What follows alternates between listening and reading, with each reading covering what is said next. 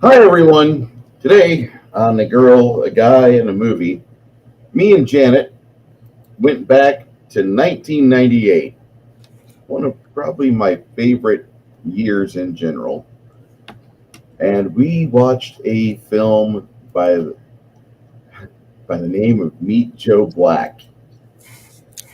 And that movie has Anthony Hopkins, Brad Pitt, Claire Forlani, and Jake Weber round out the cast.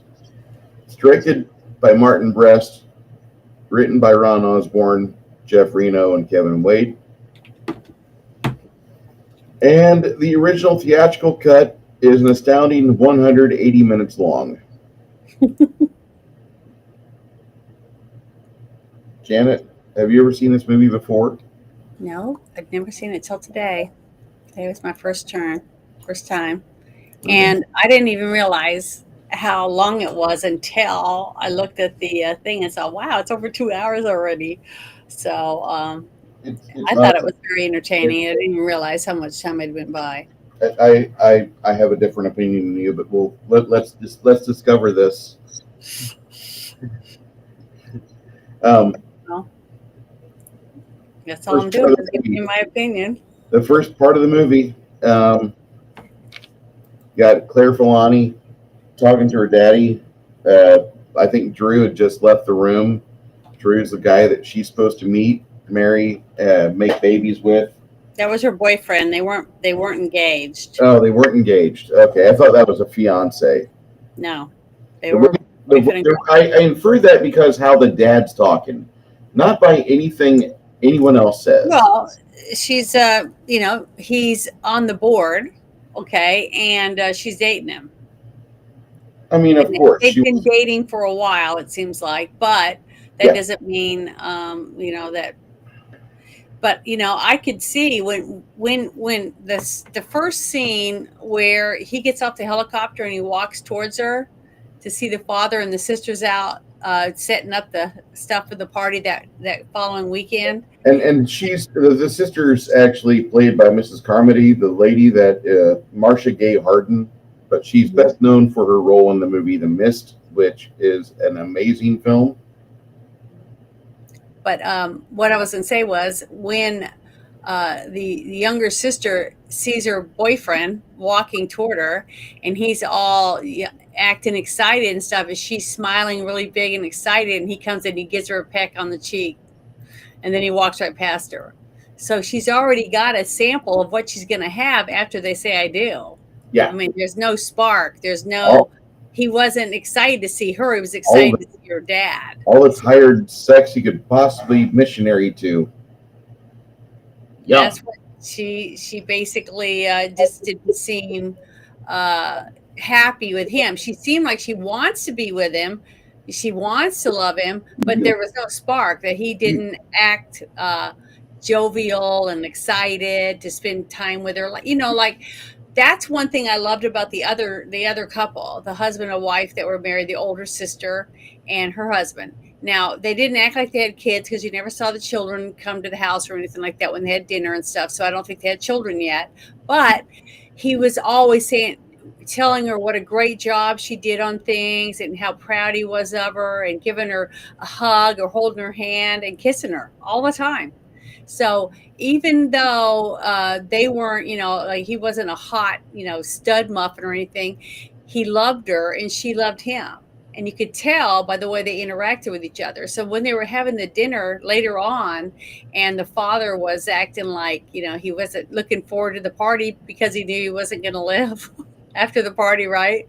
And she was going on about the cake and all the work that she put into it. And she felt like that she had to explain everything she was doing so that people would understand all the work she's putting into it, because she felt like she didn't get uh, the she wasn't getting the enthusiasm that she was hoping. So her husband was constantly trying to give her praise for what she was doing above and beyond, uh, you know, to make it the best party ever, because her dad was turning 65, and she was happy about it.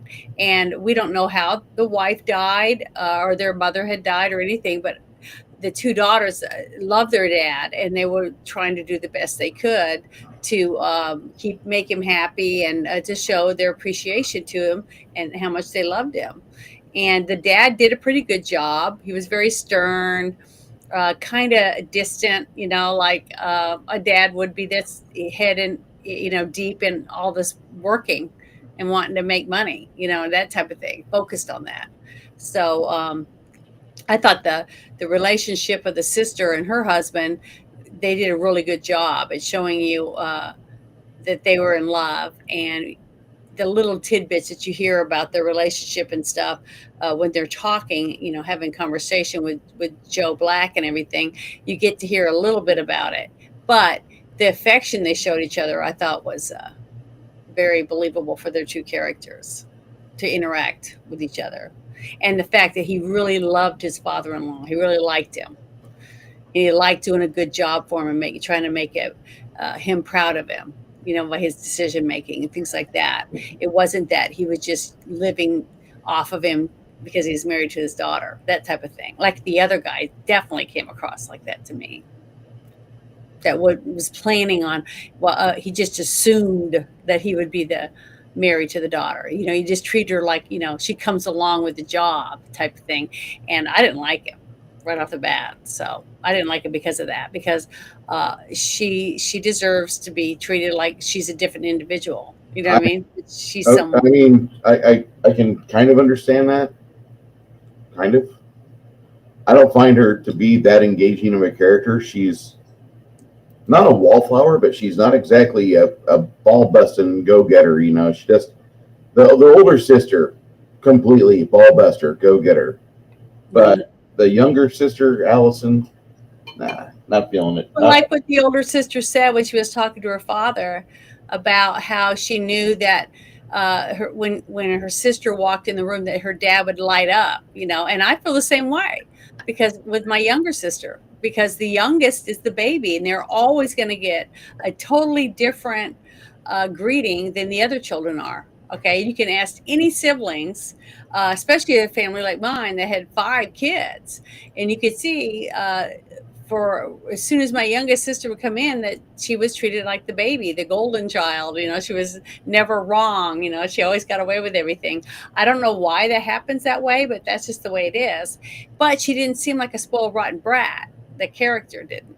No. She seemed like a reasonable woman who went to college. She's now a doctor, and she works at the hospital, and she liked her job. I really I can empathize with that, but whenever it comes to anything around her dad, no matter what, she could have gone to college. She could have got a fucking bar with a 10-year legal degree, or she could have fucking sat in a trailer park with Joe Dirt and pumped out 10 kids. Yeah, she could have, because her dad was rich. Daddy would have never given a fuck. He dotes on her no matter what. And no offense to her, but her character's boring. I mean, I hate to say that. She's not interesting to me. I kind of wish this movie had focused more on Marcia, because Marcia. She just was the more interesting of the two sisters. And the younger sister, she did go to school. She did become a nurse, or she became a doctor, whatever. But she just doesn't, even in the hospital scenes when she's talking with Joe Black, and yet we have the 72-year-old Creole lady who is, just having a good old time talking to death. And then, all of a sudden the doctor takes a back seat. What the fuck is going on here? What the fuck is even going on here? And that was what I was thinking whenever she was on scene. She I didn't feel that way at all. She doesn't exist in this movie for me, except it's a narrative drive for Death to experience what sex is like. And I don't agree with this version of Death. Death has been around for longer than we've had humanity. Death has been the constant factor in everything. So don't try to convince me that Death, who is all be all, know all, the force of the cessation in the world and the universe and everything, don't try to tell me he's never had peanut butter. Don't try to tell me he's never had sex with a nubile middle Never 20. had it as a human being. That's what you got to realize. He is This deaf. is the Okay, he first can time he's come ever and done go this. wherever he wants. He I'm can eat having a and whatever, problem with but this. not as a human. I'm He's a having a real God. problem with this. Out of all the millennia, it's only now that you decide, now that Tyson chicken has been proven to cause increased breast and thigh size in women because of the increased breast and thigh size of chickens, now you decide you're going to come out of the woodwork. The fucking pointy tits of the 1950s didn't make you want to take human form and fuck Mae West or fucking Marilyn Monroe? Are you fucking serious? This movie That's not was why so he. much bullshit. That's not why he did it. This is such a garbage fucking script that it's so bloated, but yet whenever I need the Well, why did we watch this movie? it's so Didn't you pick sticky. it? Didn't you pick this movie? No, I didn't. You've said this movie before Was because it you me? like I've Brad never Pitt. seen it. You said you wanted to see it because you hadn't seen it before. No, somebody else requested it. It wasn't me. I said I I didn't really care that much about Brad Pitt. I He's not thought my favorite I actor. thought this was something that we discussed after we watched uh, Emma or Thelma and Louise, Yeah. which is another Well, garbage someone film. else brought it up. Someone And else brought good brought up God, this like movie, but it wasn't me. this, 'Cause like I'd never if you seen hate it. Brad Pitt, if you hate Brad Pitt, this is a fun movie because the first act, like you could just rewind the scene with the traffic and just enjoy that. Just like I completely enjoy watching Day of the Jackal because fucking Jack Black holds a Marlboro package out there and his arm gets blown off and then he bleeds to death. And so I watch it again and again and again because I can't stand Joe Black. I fucking think he's a wasted fucking talent, which actually there is no talent there. He should have been a fucking forklift driver for fucking Sears and J.C. Penney's. God damn, the less I watch of him, the happier I am. Anyway, so she's boring as shit to me. And whenever she's like not enjoying herself, she turns her face into W.C. Fields. Okay, out of all the women in humanity, like we've got Angelina Jolie and we've got Sarah Jessica Parker who scissor and make Claire Forlani or whatever her name is. And that's who she reminds me of. She's like an amalgamation of like these two women that in their own ways look much prettier, but she's kind of like a nice little go-between if you want a woman who's mousy and Well, can you show some? Go to like IMDb or whatever and show some of the pictures from the movie. Yeah. Okay. Let me show you guys what 3 hours looks like. We're just gonna stop on one fucking photo for 7 minutes because that's what this film reminds me of. Because Well, I'm glad I didn't see it your way at all. I mean, I'd never seen it, and I don't really care that much about Brad Pitt. But at the very beginning, when you see Sir Anthony Hopkins, speaking to himself in his head, he's got a voice talking to him, and that's death. That would have been cool. Talking to him, and the reason he was talking to him is because the conversation he'd had with his daughter about real love and that he just wants his daughter. And okay, you got to remember, Death knows when people are going to die because that's his job, right? So he travels everywhere and he takes them to where they got to go to the other side and drops them off and then comes back to get the next person or whatever, or group of people. So he knows it. He has a sense. So he's already keeping his eye on him because he knows he's about to die of a heart attack. But instead of letting him die, he gets intrigued about his sense of love for his daughter and the way he talks about his wife and the young girl or the young woman's mother, his feelings about all that. So he decides, well, I'm gonna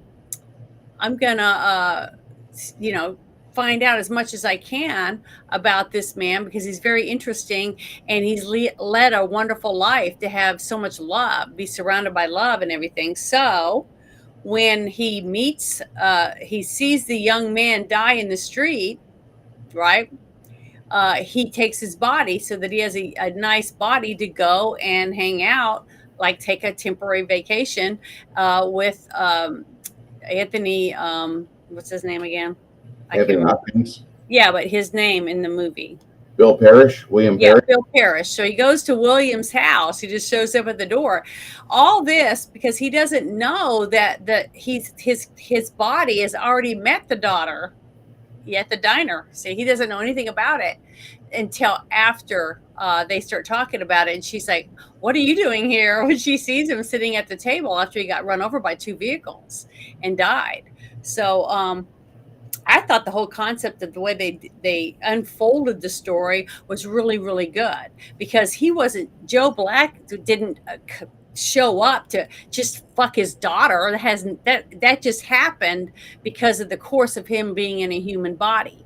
He was there to interact with William because William was about to die and he thought this was a good chance for me to find out how people fall in love and learn something from it. So as soon as he's in this guy's body, he starts having sensations that he didn't realize because he's a human now. He has feelings. He realizes he's hungry. He realizes that he's tired. He has to sleep.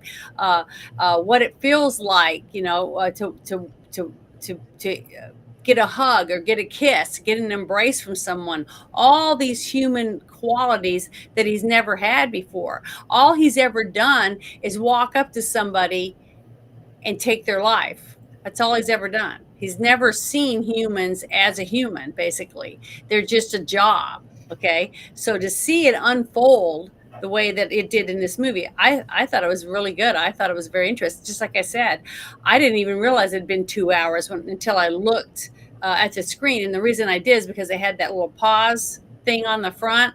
So once I noticed that, I started looking at it, and that's when I realized that it had already been 2 hours. So I was like, wow, I was shocked it had been that long because it didn't seem that long to me. I loved how they unfolded each of the characters to let you know who they were and that he was a hardworking guy. At first, when the daughter was doing this stuff, just like you said, that was hard for me because I didn't know it was a daughter. I thought it was his wife. Like when she kissed the younger sister and they did the side peck, on the side of their face. And, Mm-hmm. I leaned in like rich people do with their best friend or whatever, that type of thing, or aunts and uncles. That's why I thought it was the stepmom or something. See, I didn't know. But the thing is, as that all came out, that's when I started paying a little more attention to why Joe Black was wanting to be there. What besides finding out what he could, because he was obnoxious and narcissistic the way he spoke to everyone, like especially the guys, all the men, like he was looking at them like he just interrupted. He just did whatever he wanted because he was used to being able to do that, and it was different, and everybody just looked at him like, if he'd been in the street, let's say he just took over somebody's body and was just walking down the ghetto and stuff, he would have had the shit beat out of him and stuff because the way he talked to people was very rude and obnoxious. So as he went through that experience with people that were classier, basically people with knowledge about not being rude and trying to be just turn around and leave or whatever if he didn't like what the situation was. He was lucky to have that. But the reason, I think, was the feelings that he had when he could feel the feelings and feel his thoughts and read his mind or whatever when he was talking. So he was speaking back to him in his mind, trying to make contact with him. So once he did and he showed up, he had to explain why he was there and who he was. So when he's sitting at the dining room table, Anthony Hopkins, with his family, and in his mind, he said, "I'm at the front door. I'm waiting for you at the front door." He was like not knowing whether or not he should say anything or if he was just nuts, because he already felt like he'd had a heart attack or was having a heart attack in his office earlier that day. So when he told his maid or the servant lady, "Please check the front door," she said the doorbell didn't ring. So we kind of still didn't even know whether or not for sure someone was going to be there. And then when she took him into the library, you had no idea what he looked like because he still was speaking with Anthony Hopkins' voice because it was in his head. So you thought that it was in his head. So I just loved how they unfolded it for you to meet Joe Black in the first place, and he had to come up with a name to give him. And I just thought it was, I just loved it. I thought the way that they introduced him and the way he interacted when he picked up the utensils, just everything about him was like he just had no idea exactly what he was supposed to do or why their people used things like this and did things the way they did. Like when he was trying to do his tie, and just everything about it. He did a really good job at portraying somebody who was clueless about anything about being a man, just a person. But at least that's how I felt from all that part of it. Just Joe Black's character. I feel sorry for Brad Pitt's original character in this movie because he's just kind of going about his business, meets a pretty girl at a coffee shop. Then he plays bounce off bus Bob, but he doesn't get hit by a bus. He gets hit by a few cars in traffic, which is comedic. One of the most comedic deaths I've ever seen in a movie for a while. And I have to give props. This movie is not a strong showing by Martin Davies, I believe is his name, the director of this film. Not exactly one of his, Martin Brest, excuse me. Yeah. Not his strongest showing he's ever done. He's directed far better movies. This film has some interest between Hopkins, and you figure out how his daughters are staggered out. Okay, well, Claire's the younger one, and Allison's the older, blah, blah, blah. And, this movie just, I spent 3 hours of this watching this movie waiting for just something other than a Vulcan love story. And that's what I fucking feel like I watched. Like, here's Charlie X, and he's never had peanut butter before. Out of all the times that, like, we've had good food available to us, he gets the most bougie fucking peanut butter that is sold in mainstream stores. And, then he's never had sex as a human before. Oh. But the thing with the peanut butter, I thought it was wonderful. Did you see the movie Overboard? I love that movie. Okay. That's a fun movie. The scene where you have Roddy McDowell in the kitchen with the other servants, right? And they're interacting and whatever. And she goes down there and she's interacting because she felt like she was on a level with them after she came out of her, unconsciousness and didn't know who she was, right? Mm-hmm. So she was more relaxed and she felt uncomfortable. She didn't know how she was supposed to act. So when you see him wander into the servants area and the servants are just relaxing, waiting to be called to go serve or do whatever the rich people in this ginormous mansion want, at the snap of their fingers, they're just being normal people, eating whatever, enjoying themselves, right? Okay. And they're making peanut butter sandwiches, okay, with this peanut butter. Yeah, maybe it's bougie because they're in a rich mansion. Okay, and they're getting to eat something they probably wouldn't be able to afford at their own home. So when Brad Pitt comes in there and he says, "Hi, it's nice to meet you," and he's very down to earth and nice to them because he doesn't know any different of how to talk to these people compared to them being rich, poor, white, black, man, woman. He didn't care. None of that meant anything to him. And that's one thing I liked about his character. So then when he says, I'm eating peanut butter, would you like some? And he gets a spoon and he hands it to him and he starts licking the spoon and stuff. He's intrigued because it tastes good. He likes it. He's never experienced what taste buds are for and things like that. I thought it was great.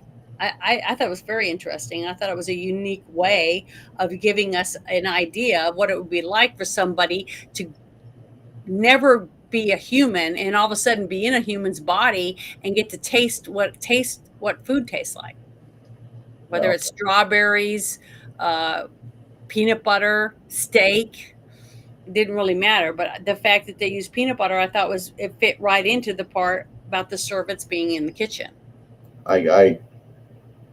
The first act of this movie is interesting. You have a genuine conversation between those two, Claire Forlani and Brad Pitt, at a coffee shop. Mm-hmm. You watch Brad Pitt bounce off a couple cars and dies. So And now she doesn't see that. She doesn't know he died. nobody sees that but the viewers. All of us in the theater, all of us on the internet, all of us on our phones. Hmm. We watch that. We see it. But now the movie kind of evolves a little bit, and then we see all the backroom dealings with William Parrish and his group of ne'er-do-wells and profiteers.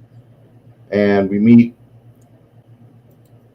up with Drew, some of the others, and it's not a horrible setup, but it's just drawn out. This movie could have had like two directions, and this is probably a complaint of mine. I can't wait till we review Lord of the Rings movies. Hmm. I can't wait for that. Well, all movies can't be Lord of the Rings. No, and I'm telling you why I'm saying I can't wait for it. Let me finish my No, I statement. know. I want a fucking 3 hour film I don't bitch about. Hmm. I Yeah.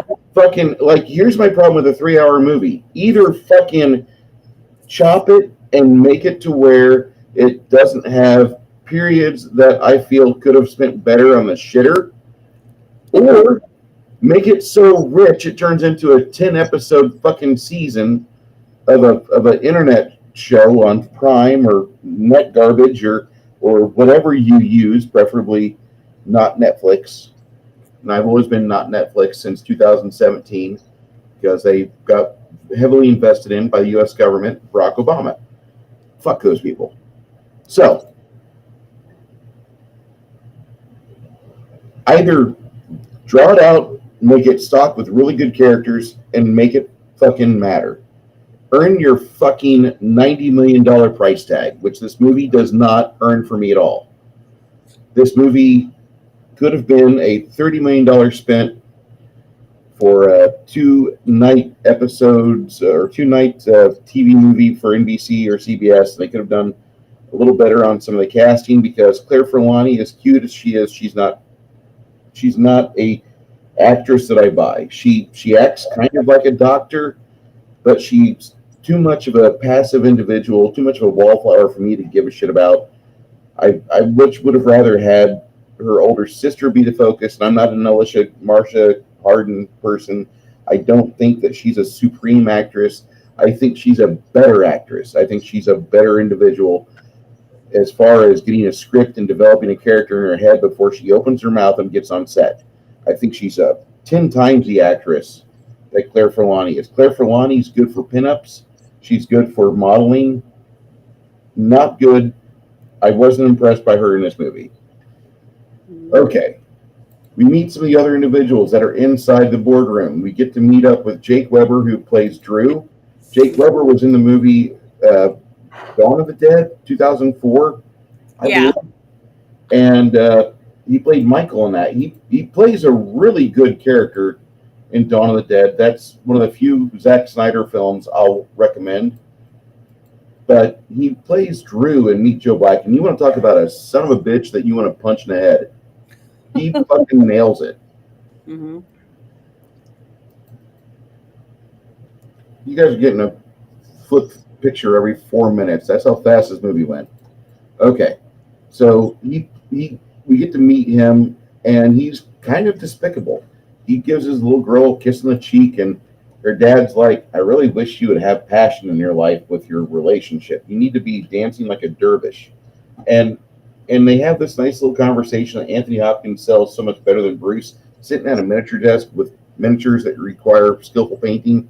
And I'm not that guy to skillfully paint. I slop. Anyway, so we find out the dad, he's okay with Drew being in the boardroom for now at least, but he's not okay with his daughter having a long-term relationship with him. This might cause problems in the future, but she's getting about everything she's going to get when she gets that peck on the cheek because Drew would rather talk to daddy about the money situation. Oh, what's her business doing? Da, da, da, da, da. That's what Drew's focus is on. He's not interested in his wife, but as soon as he gets a chance, he's going to put babies in her, fucking distract her from having to do with anything he does. He's got no passion towards this lady. Dad sees right through him. Good job, Dad. Then we get to meet a little bit more of Allison, who is played by Marcia Gay Harden, and she plays a fantastic older older daughter. And then you meet later on a little bit Jeffrey Tambor, who's Quince. I identify with this guy probably the hardest in the movie because he's the one that basically is responsible for one of the turncoat activities that happens, and he does a really good job of being that guy. And I felt sorry for him because he didn't want to be the one to collapse William Parrish's career. This is what the dude looks like now. I'm not saying I identify with fat bald dudes. He's not fat anymore. He's just acting. Okay, so we go back and Act 2 starts, and this is part of the movie where the slog starts, because we now start seeing all the things that Death has to do. Death has to do this, and Death has to do that. And go ahead, Janet, because if I talk about it, you're going to see why I rated it 40%. Well, I didn't know what your rate was. You hadn't said it yet. But I don't want to interrupt because I already interrupted you earlier. Sorry, I didn't mean to snap your head off. No, that's all right. I just was letting you say what you need to say. But the thing is, I just didn't see the movie the same way as you. Same thing. I didn't think about Bad Girls. I like Bad Girls, and it just seems like you just don't like movies that I pick. But I didn't pick this movie. I didn't. I thought someone else picked it from the. It might have been one of I had never seen this movie, and I probably never would have watched it if we hadn't watched it. But I'm glad I did because I really thought it was good. I almost cried a few times. I got emotional because I love Anthony Hopkins. I just love Anthony Hopkins. I think he's a wonderful actor. He just has made so many good movies. And I thought he did a really good job in this movie at playing a father who knows he's about to die, and he's trying to make sure he makes the right choices before he leaves. And that's one of the things I wrote down. I said, just think about how would we live our life if we knew when we were going to die? And you said you think that most people wouldn't be good and they would just do whatever the fuck they wanted. There'd be a lot of people that would develop habits like, I'm going to smoke, I'm going to do cocaine, I'm going to fucking hit meth. I think people would run their lives into the ground. But see, I don't, because a person who's already has family, he already has a home, he already has all these things that he's done. Okay, then through his life, and let's say he works so much he doesn't get to see his daughter's first time that she makes it on the baseball team, or the first cheerleading job that she got, or her first dance, and he doesn't get to see her coming down the stairs in her first dress to go to her first prom, any of those things, okay? Or let's say his daughter's already married and he doesn't get to walk her down the aisle, or what I'm saying is he missed out on all these things, and now he finds out that in 2 weeks he's going to die or more, depending on how long death, because death made a deal with him that as long as I'm enjoying myself and learning and not bored, I'll stay, and which means he gets to stay alive. So basically he's just trying to do the things and to get things ready to the best of his ability, not realizing he's about to get screwed over for his business by the guy that he thinks is going to marry his daughter, okay, at this time. So he doesn't realize he's being basically stabbed in the back. But the thing is that I liked the way that they portrayed it because it gave the father a new look at his family. He's frustrated because he doesn't want to die. Okay, he doesn't want to die. He wants to live. He wants to live every minute that he can possibly live. He's about to turn 65, which really isn't that old.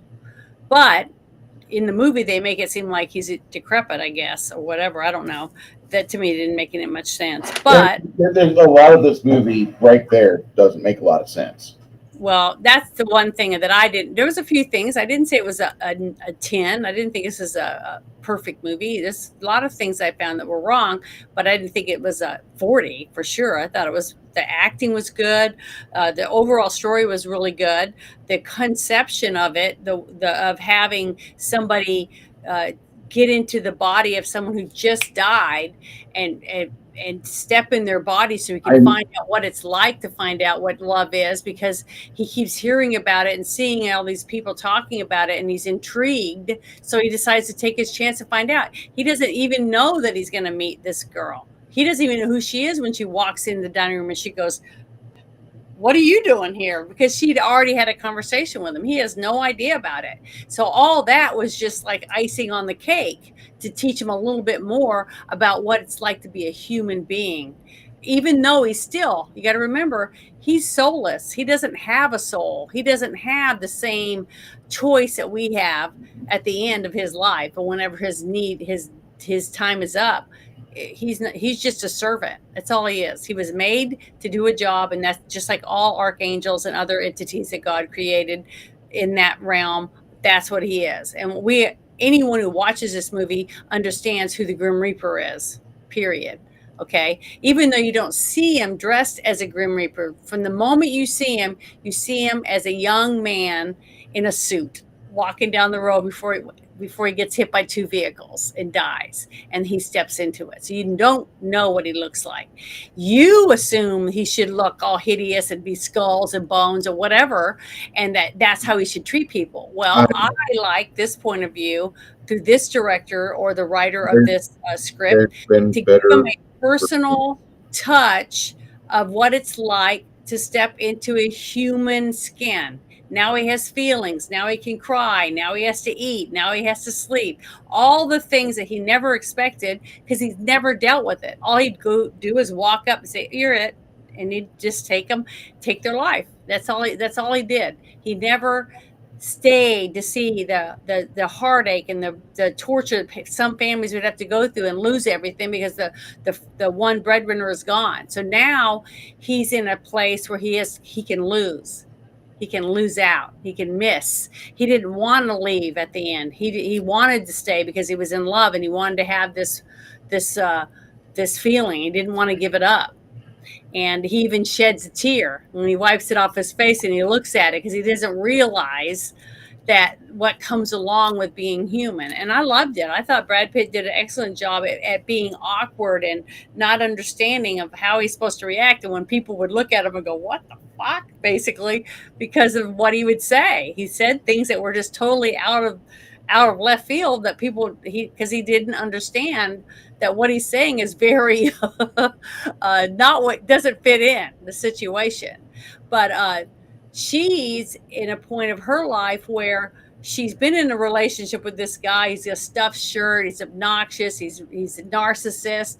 And just like she said, she sees him and she's excited. She lights up and he comes up and he kisses her on the cheek and then he kind of pushes her out of the way because she's just available and he assumes that she's his. He takes her for granted.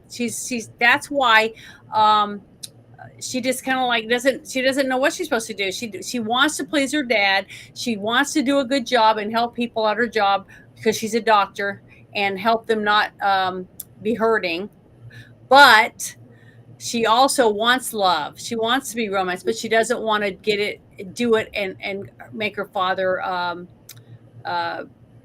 see her as doing the wrong thing. So like, I don't know. I just loved the way that the director put the story together and had each of the characters their peaks as it went through, depending on what they were supposed to do.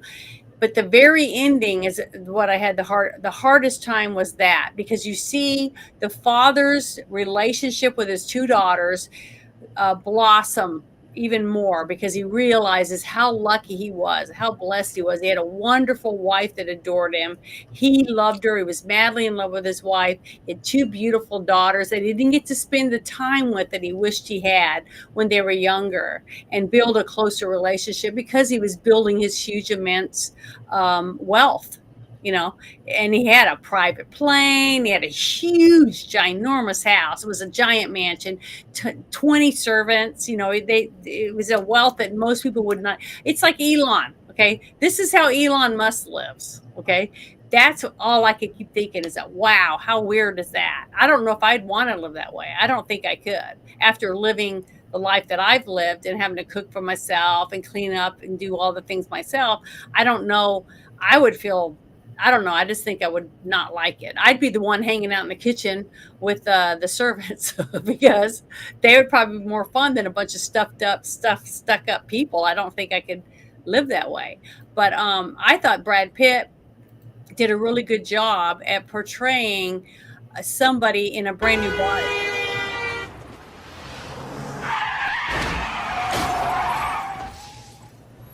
Yep, did a good job. Oh, even though it wasn't him. But the thing is, she didn't see him die. So when she sees him, she comes home from work and she goes in and she's to see her dad and have dinner because he told him that he wanted him to come over, him, both his daughters, to have dinner with him. It was just interesting when she walks in and he goes, "What are you doing here?" Because she had just met him in a coffee shop that morning. So Yep. I just thought that was really great. And then he looked at her like he didn't understand how she knew him, and nobody did. Everyone was like, "What do you mean you met him before?" Because here is this guy, elusive guy that some of them think is taking over their dad or the boss of their company. He's like some kind of secret agent, or he's blackmailing them. There's all these innuendos flying around from the employees because they don't have a clue. But the two daughters are like, "Okay," and then the son-in-law is like, "No big deal. He doesn't care." you know he lets him be who he is, and he says he's had advisors before, even though this guy looks like he's maybe 22 years old. He's very, very young looking, but it didn't matter. But I just thought it was interesting because the rest of them didn't know the pact that they made, that as long as he didn't tell anyone who he really was, that he gets to keep living. So he was using his time as wisely as he could to get things set in motion. And that's why when he goes to the board meeting with him, and that one guy that might be a son-in-law one day tries to push him into making this merger, he's like, "No, I don't trust the guy. I've never trusted him. And I'm just going to say, no, I don't want him to do it. I don't want to do this deal." So the other guy assumes that the Brad Pitt's character is somehow pushing him away from it, because he's already ready to sell off the company and get the money and whatever else, tear it up, because and then he gets the daughter and all the money. See, that type of attitude. So it really pisses him off when he realizes that the daughter probably isn't going to marry him, and that part of this thing is out of the thing. So that means maybe he might lose the company and the money if he doesn't take action. So it forces him to make a deal and kick him off the board so that he can take over, because he wants that money. I'm trying to figure out how exactly they spent $90 million on this film. Well, for one, you got 3 Academy Award winners in it. You got Brad Pitt, Sir Anthony Hopkins, and the other woman, the other oldest daughter. All of them had won Academy Awards. Okay, so that explains it. I didn't realize she was an Academy Award winner. Yeah, all 3 of them. She's really the reason why I kept watching. Claire Filani's little character, I couldn't give a shit about her. There is one bit character in this movie, the Creole lady played by Lois Kelly Miller, and she was considered a national treasure in Jamaica. And she filmed this movie back when she was in her 70s. She just died in 2020 at the age of 102 years old. That fucking rocks. That lady did a bang-up job on her orbits around the sun. I'll give her credit for that. This is based on a much better story called Death Takes a Holiday. Well, show the picture of her. What? Did you find her picture to show? The actress? Yeah. But the thing is that was another thing that I thought was awesome. That showed you that when he was confronted at the hospital with the woman that came in with her daughter in the wheelchair, and she was, getting really sick. We don't know why she was dying, but we knew she was going to die because she instantly saw him and knew he was death. He was coming for her because she was near death. So she realized it. See, she was close to death compared to the father. Here she is. Yeah, okay. So there you go. So this actress recognized him as death and asked him if he's coming for her. He's there for her. And she says no. But when he speaks to her, he's speaking to her with the same accent and everything, and as fluent as she is. Because you got to remember, death travels all over the world. so he can speak all the languages I that are out this is a problem that I have with this character. there. Like Hmm. Brad Pitt is intentionally trying to play dumb with death, and or death is playing intentionally stupid, like he's Charlie X. I've never been off planet before. The Thracians had me listen to the ship's computer, but I've never had socialization before. Blah blah blah. Motherfucker, you've been around for thousands upon thousands of years. You've been around longer than civilizations. You've got songs and plays in your head that have fallen to the sands of time. You could show us any of your fucking infinite fucking knowledge, but instead you choose to go the fucking naive route. This is the problem I have with the script. You fucking enjoy peanut butter for the first time, which I call bullshit on. Peanut butter's delicious. Anybody should have it, even Death when he's like 3. This He doesn't have to eat. He's this a god. this is such a shit script. I have a problem with because he's changing his personality for every individual he talks to, and I don't See really that at like all. that. I would prefer the character the character of Death be more consistent. Even in the Discworld novels, we get a fucking consistent Death. This iteration of Death absolutely disgusted me with the way he acted. Oh, I've never had sex before. You're gonna take this little fucking B cupper out of fucking 1998. You're not gonna go back to the 1950s with Mae West or Marilyn Monroe. You're not gonna go back to the 1920s with a number of hotties that were involved with more physical labor back then, which made much nicer looking women, I might add. Women, by the way, you want to have a good figure, don't go to the gym, just go get a job. Go push pallets for a living. Go be involved with a landscaping company. Go develop a body that your boyfriend and husband can't wait to put babies in. And then there's people like, oh, there's not everybody that likes that. That's not true, Bruce. I told you. I've had people tell me, leave a post under my thing saying that you're pretty or whatever, but I prefer plums over coconuts. Stuff like that. So all men don't want a woman There's always that's the built gay like Mae West. representation. Some men like slim women. That's just the way it is. Look at what's her name? That singer. What's her name? That's dating that football guy. Swift. Yeah, Taylor Swift. Look at her. She's a stick. She looks like a tomboy, a young teenage boy. But she's got millions of people that drool all over her. Okay, so not don't understand it. wants a woman that looks like I think the people that drool over Taylor Swift are the same fuckers that drool over I fucking think Brad Jonathan Pitt's Ramsey. cute, but he's not my type. I would much rather have a taller guy with a darker hair. I don't really go for blonde men. I mean, I've never have. I think they're okay looking, and I'm not into people that are built like Arnold All Schwarzenegger. right, masculine men, So, a woman with just woman. saying, everybody has their own. Those of you that are like, I'm into plums, not fucking whatever. coconuts. We get it. You're gay. We get it. We don't give a shit. Like I'm. Ever since the death of Charlie Kirk, my my fuck you kick. I'm sorry. You don't agree with me. That's great. No, that's fine. I'm just But saying everybody has a right to like, somebody because they got a big ass or long legs or giant booter, big ass. Otherwise, you'd have long blonde hair. you'd be I chasing. mean, I know I used to bring guys home all the time, and I have 2 blonde sisters, and then they wouldn't want to talk to me anymore because they had a good looking hourglass frame and I was tall and skinny, and they weren't interested, and I was brunette. So there you go. So I'm just saying, if a guy wants a blonde that goes, whatever, that's what he gets, that's what he wants. Or he wants a girl that knows how to take care of herself and fish and do stuff. All men are different. They are, right. But 90% of men would rather have a woman who's decidedly woman and not go for something like John Benet Ramsey or Taylor Swift. And I'll fucking die on that hill. I don't give a fuck about other people's opinions. I never will. Everyone or 90% want women like that. I'm saying there's the people that like that are going to buy a ticket to go see it because that's what they're into. Look how many people went to see Captain Barbell. I didn't buy a ticket. I never saw it. I haven't even seen it on DVD. Okay, hold on, PsyOp. Hold on. They smushed that movie between Endgame and Infinity War. Of course it's going to be $1 billion seller.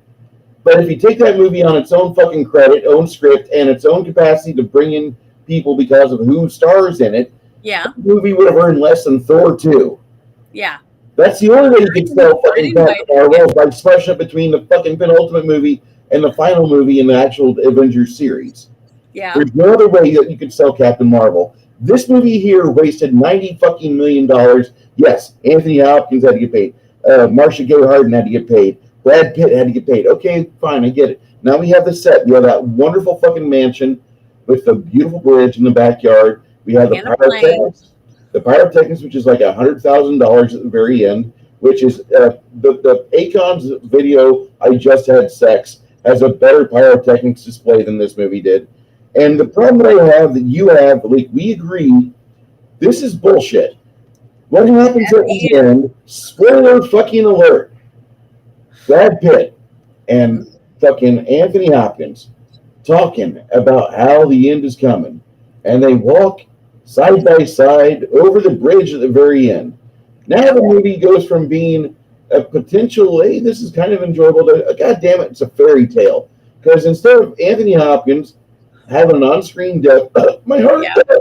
Because he should have died from a heart attack. That's what we saw the first fucking act of the movie. He's talking to death in his head. Death is saying, hey, you're because he was probably going to die at that moment. I think that's when he was going to die, and death hurt him. And then after that, he was brought to him, and then he started talking to him in his mind. Correct. See, that's why, because he stopped him from dying because he thought, this is intriguing. This person is interesting.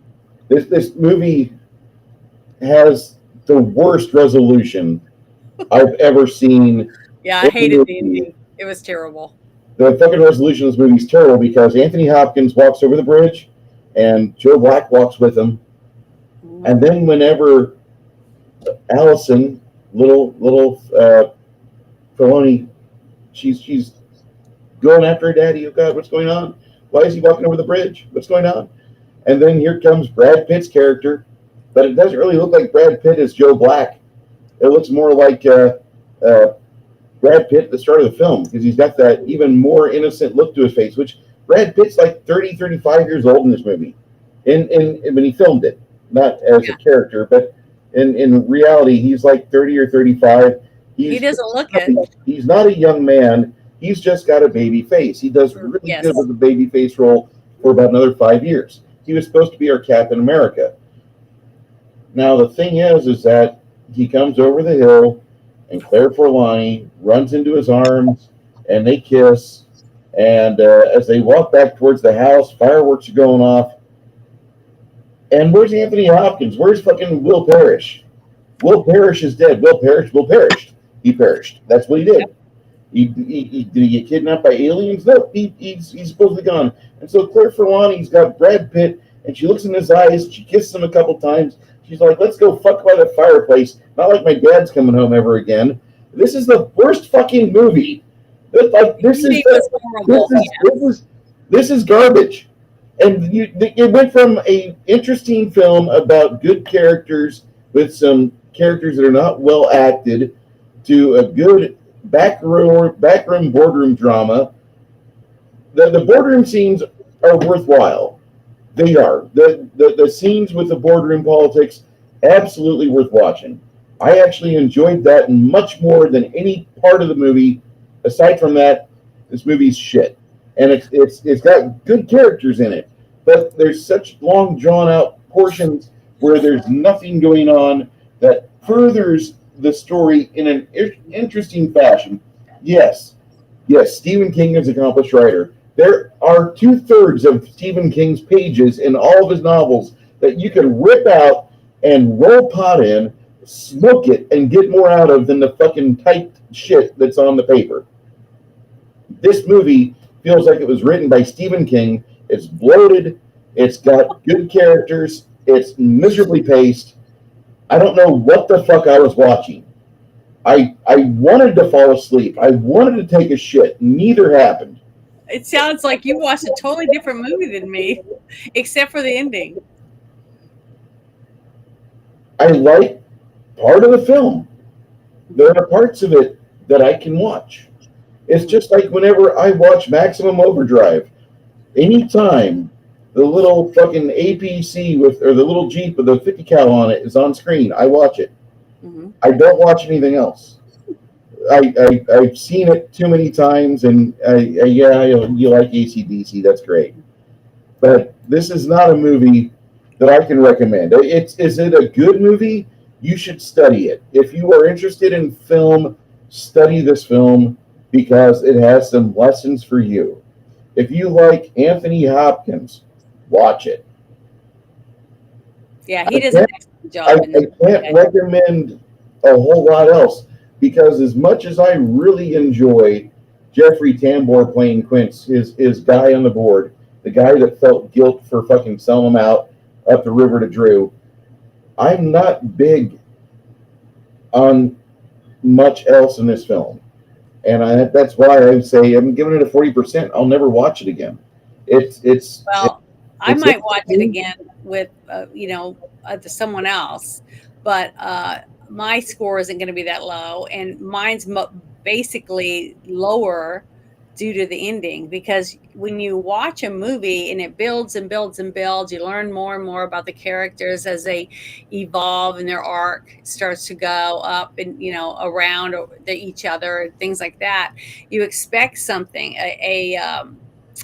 it's supposed to reach a climax. Basically, you're supposed to be happy with the ending, whether the person dies or whether the person lives or they're a hero or whatever it is.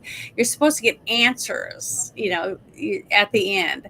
And what's funny is you're left not realizing or even knowing for sure whether the daughter even realizes what's going on, because apparently she acts like she understands that he has a split personality or something, because he's not the same person that she had sex with the day before. You see what I mean? And she knows that because of the way they look and the way she speaks to him. Yet she knows her father went over the bridge, but he comes back by himself and her father didn't come back. So where is he? She doesn't act like she cares where he's at. She's not interested in running over there. That's the first thing I would have done. See, so I don't understand that. But the thing is, this movie is like an interracial racial relationship between love and death, basically. It's unusual, but it's the fact that he becomes obsessed with um, the feelings he has with a human body. Like when he kisses her, he becomes aroused. It's like, oh, I got feelings I never thought I'd ever feel. Even though, yeah, he's seen gruesomeness, people get their heads chopped off, people getting squashed, people getting boiled in lava, drowning, bloated bodies, all the different nasty shit that death has seen for millennia, right? But he's never had the feeling of loss. He's never had the feeling of love or um, of interest. He never gave a shit because they were just measly people. They're like little fleas. Beep, beep, beep. He doesn't give a shit. He's a god. It's just like if you ever watch that TV series with the guy that puts you to sleep so you can dream. And then you had other characters, and I can't remember the name of it, but it was really good. I only got to watch the first season. I would love to watch the rest of it, but it was a really good series, and it had all the different entities that run the world, basically humanity. But that's what this was. This whole thing was, he was intrigued by the strong feelings of love that this man had when he had his heart attack and he wasn't ready to die yet. Okay, and he was only 64 years old at this time when he had his first heart attack, and death stops it because all of a sudden the pain goes away and he hears the voice in his head. So he was interested in him and his feelings and how strong this man's feelings were for love of his wife and his two daughters. So he's intrigued, but as soon as he enters his life and he makes a deal with him that I'll keep you alive as long as I'm not bored or ready to move on, whatever. So he says, okay. What fucking movie he was watching? Then Damn. here comes the daughter. She walks in and he doesn't even know that he had already met her.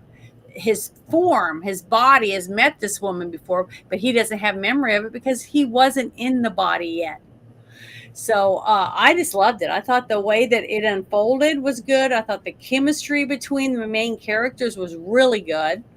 the husband and wife, just like I said, of the older daughter, and the board, just like you said, the board of directors that's all sitting around, the way that a few of them were for him and some weren't. Some were with the other guy to get it and sell it to this other person and make lots of money. So you had all the greedy people, but you had the backstabbers and the sneaks in the background waiting to get their big piece of the pie, like what you see right now. It's going on with our government and stuff. So you got losers, but you also have good people, and they're trying to fight and do the right thing. Just like I said, that if I knew a couple days, if I had a week or two that I was going to live a month longer, and I knew I was going to die on this day, I would be doing everything I could to leave everything I needed intact so that my daughter would have a house or my daughter would have a car and it would be paid for, things like that. I'd be thinking of my family because I love them. I've just spent my whole life, 64 years, like he was about to know, he's about to, on his 64th birthday, 5th birthday, he was going to die after the party. He knew that. So he was trying to fix the mistakes that he had made in the last few months, and fix all that because he loved his family. That's why death was so intrigued with him, because he had such a strong love for his daughters and his dead wife. When he asked her, that really hurt me too. I was really into it when he was talking to Death and he said, how is my wife? When he asked him that, he just ignored him. It's because he, at that time, whoa, she's doing fine on the pasture. You want to join her now? I can get you there. No, he didn't want to join. He didn't want him to go. He was on his vacation. No, the thing is that you don't ask a question to Death like, why not? He's a human being, and he loved his wife. See, that's what the whole core of this movie was about. The thing is, he would ask questions like that. His wife's no longer here. His wife might be alive in his head and in his heart. He probably retrobates all the time to her. But I'm willing to bet that I wouldn't ask Death, especially if you look like Brad Pitt, wanting to spoon my daughter. Like, by the way, he didn't know that at that time that was going to happen. He just thought it was intriguing. That's all. He wasn't. He didn't have feelings for her yet at that time. Death isn't going to give you a fucking prayer of an afterlife in his discussion. Death's job is get you to the river Styx, and off you go. From that point, it's up to you and your beliefs to figure out what direction you're pointed. You're going to lay in the ground peacefully. Remember at the very end what Brad Pitt said to him? He said, should I be afraid? Because when he was about to walk over the bridge, and he said, not someone like you. What do you think that meant? What do I think that meant? I think that his afterlife was going to be a little different than the life he led on Earth. That's what I think. Okay, what I got from it, when he looked at him and he said, should I be afraid? Because he didn't know. Everyone's fearful of death. We don't know if it's going to hurt. We don't know what's going to happen to us because we don't know what comes after, right? We hope and we pray. Some people have faith in different religions, and they feel that they know where they're going to go. I do. I feel like I know what's going to happen to me, but that doesn't mean I know. I mean, I can't prove it. I can't prove what's going to happen to me. But what I felt when Brad Pitt said, not someone like you, he meant you were a good husband and a good father, and you lived a good life, and you weren't a backstabbing fucking asshole like the other guy that tried to rip off the country or company. Correct. Okay, so he would fear, like what was it? I'm trying to remember. It was some TV show I watched, and you saw these black, spirity, scary, creepy things. Oh, it was Constantine that came up out of the ground and grabbed people. Okay, to pull them down. Well, that's what I don't want. I don't want to go there. I don't want to go to hell. Okay, and I loved the fact that he said that to him. Someone like him is going to have a good, happy ending. Here's the thing. We're all sold our various religion or whatever we've got going on in our world. Your parents and your culture that you live in are pretty much trying to tell you the whole time. Yeah, the Muslims are going to get rid of this is what's going to happen to you when you die. The thing is that the speculation, as much as I would like to believe in heaven, as much as I would like to believe in pearly gates, until I get there, can't tell you for certain what the fuck it is. No. This movie, I didn't like the way that death was portrayed at all. I didn't like the script for it. There's parts of it that I thought was garbage. The ending was shit. There's a reason why this movie earns a solid 40%. This movie is a fairy tale. Is it a good fairy tale? No. But does it have good characters? Yes. What should it be done to fix it? Well, either we let somebody go in there that knows how to edit and turn it into an actual movie, or we have somebody from fucking Paramount go in, turn it into a 10-episode series, and make it to where it's actually enjoyable. Because now you can stuff it with fun characters, have little side quests, little events and stuff, and that would be fun. Because there's plenty of fun to be had with this universe. It's just the fact it doesn't know what the fuck it's going to do. And they didn't even know what the fuck they were going to do when this movie got out of the theaters, because somebody, Alan Smithy, came along and made a 2-hour edit to where you can watch it on a flight or on syndication and have most of the boardroom stuff taken out, which I feel is the strongest part of the movie. This movie is lost, and I have a problem with this film in a lot of ways because Martin Brest, he was a good director at one point. I don't know what happened to him. Who's Martin Brest, Bruce? Well, maybe you've heard of him because there was a little movie in 1984 called Beverly Hills Cop. And that was his basically step onto the major screen because up to that point he directed some stuff for SNL. He had done some shorts. He had done other things, but his big thing was going into Beverly Hills Cop.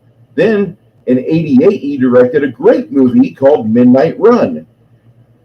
And then in 1992, he made people like Janet very happy by bringing a movie called Scent of the Woman to the theaters, and even guys like me like it. I've never seen that. Oh.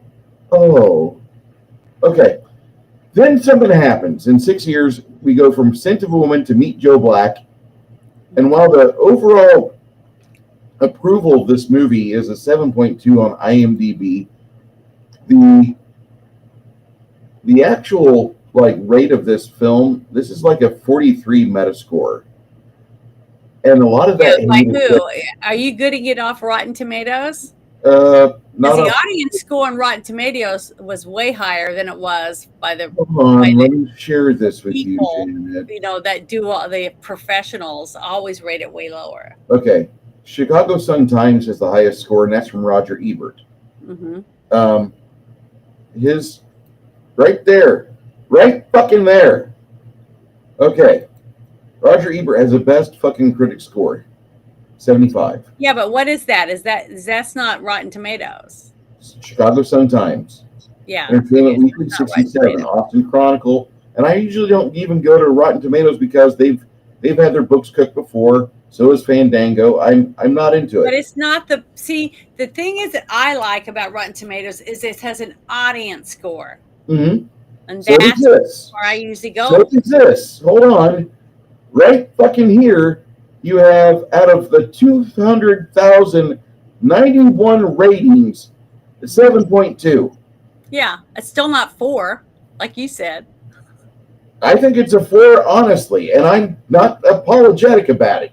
There's other people out there. But what I'm saying is, Boardroom is a good movie, and I give that a 25. A 7.5 stars out of 10. And most of that is down because of the ending. I thought was ridiculous. I thought it was a horrible ending for all the buildup and all the work that you went through to show that the bond between the daughters and the dad got stronger before he died. And then she just turns around and walks off, knowing he walked over the bridge and didn't come back. It just, to me, that's oblivious. It's just so stupid. It took away all those points because of that was just one of the worst endings I've ever seen. I think this ending was even more depressing than Powder, honestly, to me. Powder and G.I. Jane still rate worse for me than this movie. Well, not to me. Overall, I would say the Bad Girls eclipses it with a 42. Yeah, the ending of this was. This movie wasn't as bad as that other movie with the what's his face or whatever, which I didn't even see but 15 minutes of.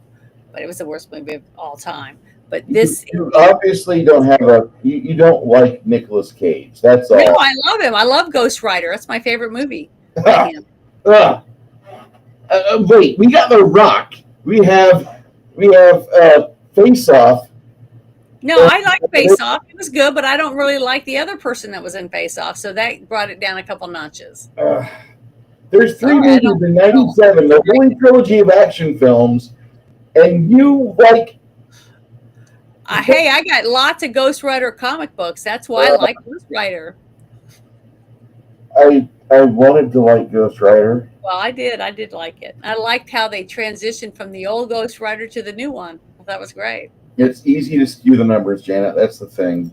I think a 40 is absolutely best. Well, that's good. I'm glad that you gave it a 40. If that's what you feel, then you should. I can't recommend this movie to my mom.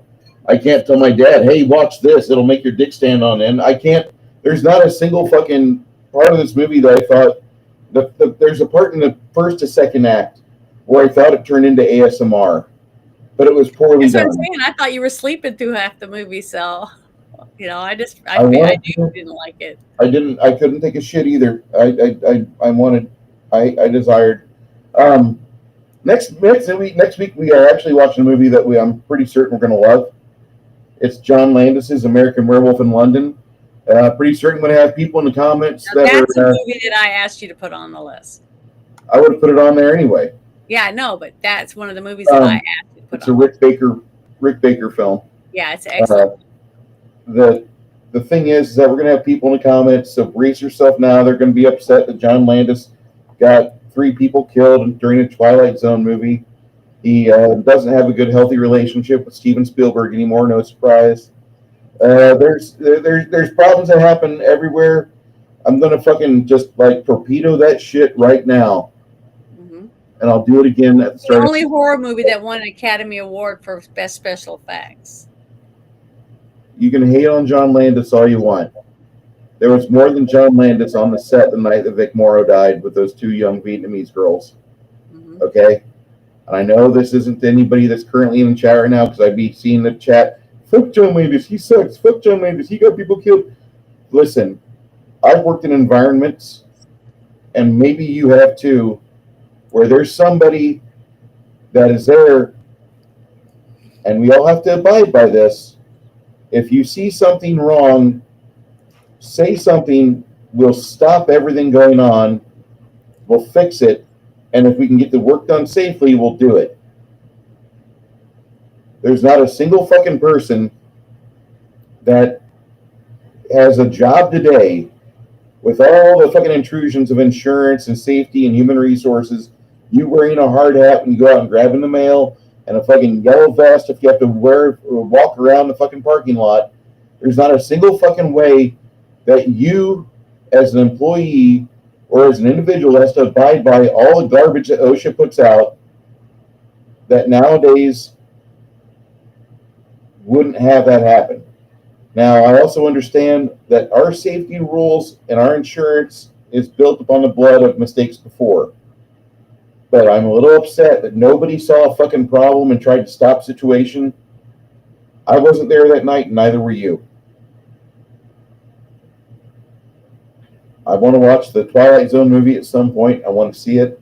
I want to be able to give it an honest review, because there's more than just John Landis behind the camera in that film. But I'm not saying he's not at fault. I'm saying everybody there was at fault.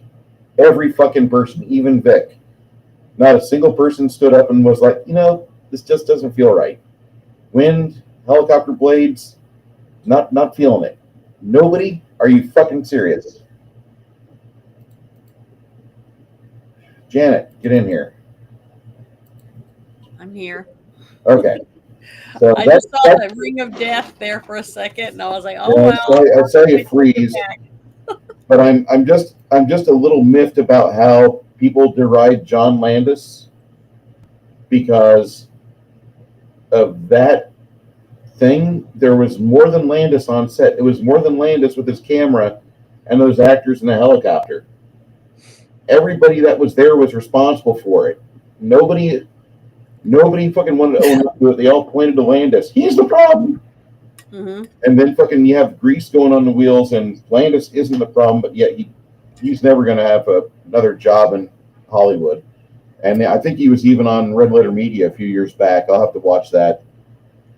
Anyway, my name's Bruce, and I paint poorly, but I wanted to let you guys know that's what we're watching next week. Rick Baker special effects of American Werewolf in London.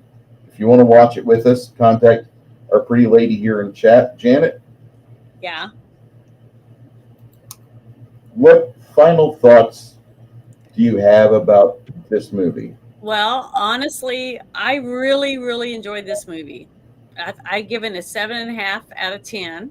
I thought it was the acting was phenomenal, considering except I didn't really like the one character like you didn't the younger daughter, the one that ends up betting the Grim Reaper basically, but everyone else was phenomenal. And Anthony Hopkins, I absolutely adore. So I would watch it just because it's an Anthony Hopkins movie. But that's me. But I like the point of view that this story is telling us, to put the Grim Reaper in a position of being confronted with feelings about what it's like to fall in love and the loss of a loved one, because at the very end he has to decide, does he want to keep her for himself and be selfish narcissistic pig that he death is, or does he want to let her live her life as a human, that she was the gift that she was given by God basically. So that's how I looked at it, because you got to remember, every person that watches anything, reads a novel or anything, it's your interpretation of what the story is by what you take from it, right? And that's what I took from it. I thought it was wonderful, but I absolutely hated the ending. I don't understand what the director was thinking to end it that way. I mean, he builds up the characters to rebuild the relationship of the daughters with their father, and then he has a daughter that realizes the guy that comes back over the bridge isn't the same guy that went over the bridge with her dad, but yet she doesn't run across the bridge to see her dad, even though she knows he's supposedly dead. Who doesn't want to be with their dead loved one? I mean, it just, to me, it just didn't make any sense. It just threw the whole story out the window. That the love, what, there was no love. There was nothing. I don't know. I just hated the ending. I thought it was one of the worst endings I've ever seen for a movie that worked so hard to build the relationships, for the ending, because he's about to die, and he sacrificed everything for his daughters at the end, for the company and everything, so that they would have money and not lose out, and try to teach them about love, and to find someone and fall in love, and then they just leave him in the woods. I just hated it. I thought it was horrible, the very ending. But the movie I thought was good up to then. I Turn off before they get across the bridge. Just turn off the movie. That's what I said. It reminds me of Phoebe there. Make sure you turn off Old Yeller before the bullets, before they see the bullet. You see That's them. the only advice I can give you for that part of it. 2:30 next week. Looks like we're going to 3 o'clock Central Standard Time. We should be here. Just keep it looking. Look on your YouTube, and Rumble is where I prefer to stream at. We're doing a YouTube streaming now. The majority of people I see in comments are from YouTube. Yes, Rumble is not quite as stable. YouTube used to be the same way, and still has hiccups, still has problems. But I would much rather stream on Rumble because their TOS is good. Looking for a good alternative for Discord because their TOS is shit, not like communists. So I'm looking at MeWe. It is a funny sounding name, but it might be a place for me to port my community to for Gilded Discord. And I think it might actually be a solution for you guys too, because it's peer to peer. There's no centralization on it. So if you're interested in something like that, take a look at it. If you want to watch the movie with us next week, contact Janet. You're probably already here because on X or on my Discord. Yeah. You've been getting some traction with your streams here, or with your spaces lately, I noticed. Mm-hmm. So it makes me a little happy that you're doing that. I enjoy it. I enjoy doing it. Fun. We are having the holiday season come upon us, so if you guys are going to be busy during the holiday season, I wholly endorse you seeing your family and friends and spending quality time with them. I do want you guys to do that. Not that I don't feel that if you were told tomorrow, hey, by Friday you're dead, figure it out. I don't feel like everybody would probably run to addiction and be like, I've never done cocaine before. I don't think that happened. But I think there would be a group of people out there, a group of doomers that would be like, you know what? I want pain relief. And I think they would go to those things that would provide them a relief. And I know that's not, maybe not the wholesomest of messages, but I can see that happening with a segment of the population. I want you guys to be as wholesome and as healthy as you can to Well, help guess you help what? your families. I can't take ibuprofen. So the last couple of weeks, when my knee would hurt after working out or my shoulder, guess what I had to take? Tylenol. Tylenol. So I don't I have mean, anything else. because you just got done birthing your 12th child and he's sucking on your breast milk. Yeah, he's going to be completely autistic, and you're like, Yeah. what, as old as Well, me? I don't have to worry about You that. don't But what I'm worry about saying is, that. I don't think this is a I worry. don't.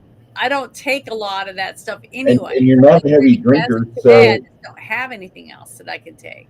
you're not a super heavy drinker, so I don't see this being a No, I real don't. negative for you. I hardly drink.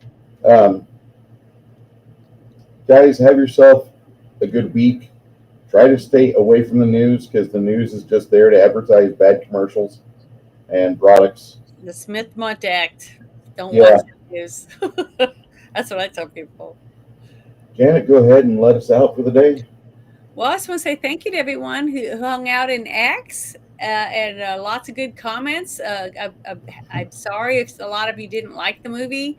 Uh, it was different because I had never seen it before.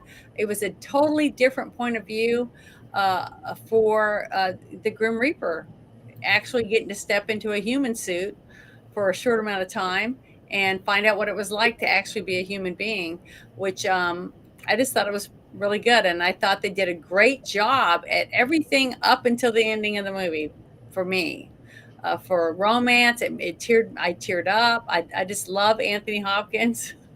I just think he's a great actor, and I liked a lot of the characters. I thought they were well done. And hopefully, if you do like Anthony Hopkins, I think you'd enjoy this. Just make sure you turn it off when he walks over the bridge. Yeah. So you don't see the very, very ending because it really is bad. It's just a bad ending. It just doesn't make any sense at all. But besides that, it's a good movie for me. It's my opinion. Thank you so much.